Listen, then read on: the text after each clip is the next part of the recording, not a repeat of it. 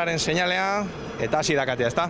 Hasi da, ja da, bai azteko, baita amaitzeko ere, erabiliko dugu adarra, eta ikusten duzuenez, bitu, ez da... Lehenengo metro hauetan, Antonio Utibi parkea. Ez da ezer gehiago esan behar, ez? Hasi da katea, hilabete asko itxaroten, da guain hasi da, ezta? Zer nolako sentsazioak? No, ona, hemendik ez dugu ikusten nola heltzen den Durangoraino, baina ea senditzen dugun. Justo, katea hasi eta goze hasi da, Eta eman behar, ezta? Baskaltzen eman behar. Aizue, hilabete asko, egun honen zain, hasi da, zer nolako sentsazioak? Oso ona, oso giro ona, jende pila bat, eta oso pozik gaude denok. Ikaragarria, ez? Zeharra, ez? Ez da zer esan behar baizik eta ikutsi eta gozatu.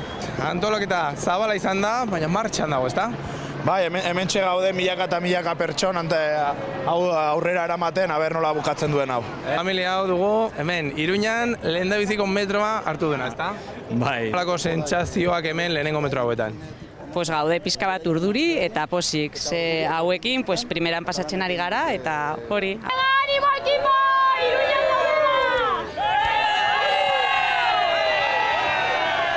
Zer nolako sentsazioak, alako kate luzea ikusita? Bueno, ginezka prebizioekin uste baino hobe. Iruñatik Durangora. Bai. Lotuta guztiak, Bai? gogoekin edo? Pila gogokin, bai, oso politxea eta ber zelan atratzen da.